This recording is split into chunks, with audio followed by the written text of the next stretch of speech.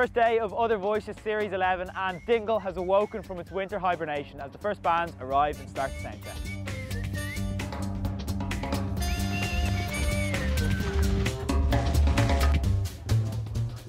The set designers have put their final touches to the church. The roadies are still loading in the gear and the cameras are getting ready to roll. Not your average day in West Kerry.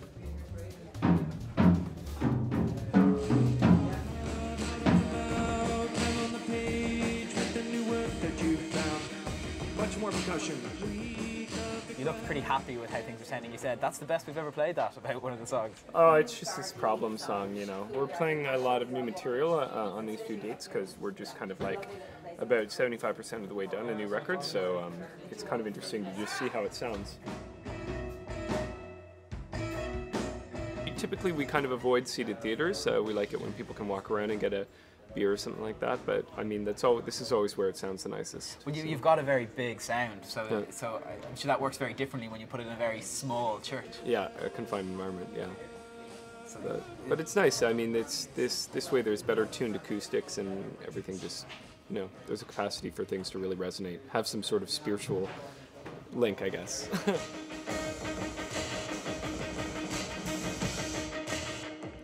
Tonight in the church we have Owen Pallett, Villagers, Kodaline, and not one but two bands under the age of 18, the Strypes, and an exciting young woman from Derry called Soak. My mind is a hurricane inside. I've been stitching threads to pull us back. This thread's not there.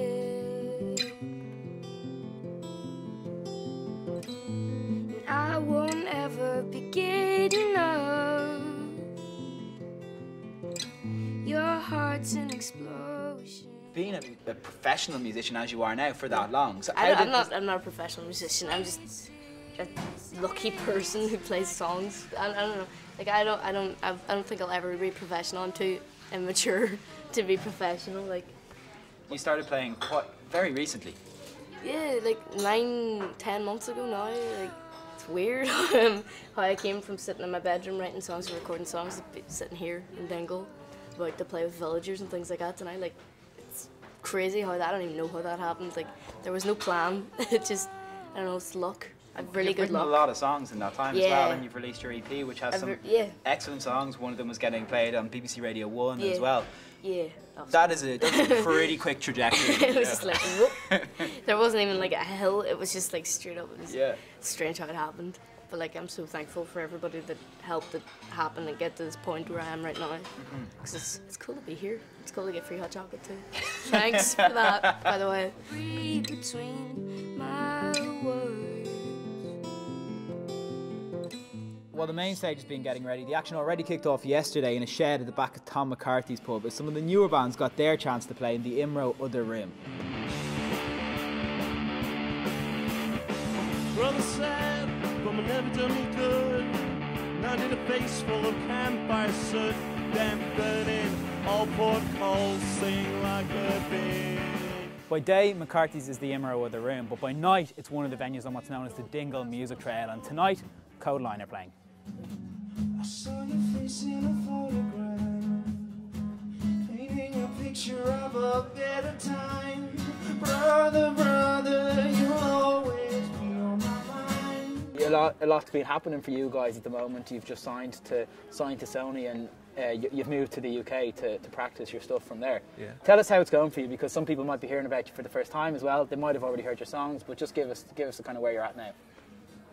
We just released an EP, 4 songs on it, and did a few videos for them, put them up, and we have another EP coming out in March, and we just finished our album as well, and that'll be out on the 18th of March. I keep in the UK, wrong. I think it's like the 15th or 16th in Ireland. So you're kind of building towards that, is it? Yeah, just touring a lot. We're going to Holland and America in January, and then we're doing like a UK stint in February.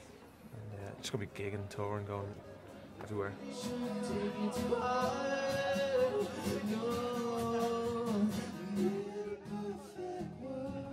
Other Voices is all about the music, yes, but this is Ireland, so there's also a lot of talk. And for the first time this year, some of that talk is happening here in a pub in the town in a series of events fittingly called Banter.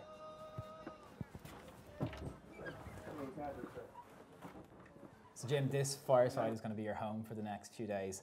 Tell us what you've got planned to go on in here. Well, what we're going to do in Dingle for the next 2 days is we're bringing the Banter salon to Foxy John's, Dingle and other voices.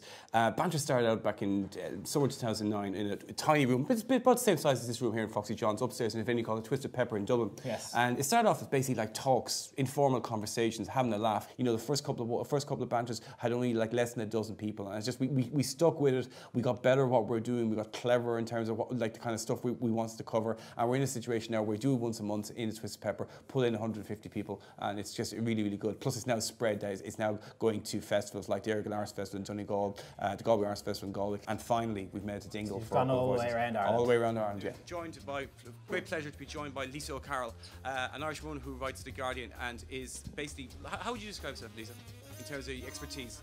Okay, the Banter Salon tomorrow will kick off with Lisa Carroll from The Guardian talking about the media landscape in 2012.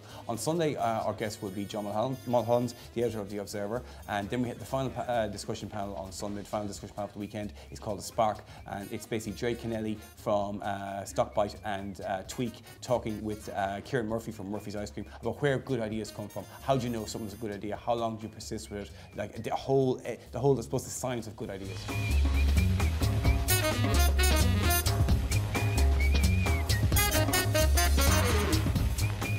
Starting to get dark already, which means there's just a few hours to go until once again the 200-year-old walls of St James's Church reverberate with the sound of other voices.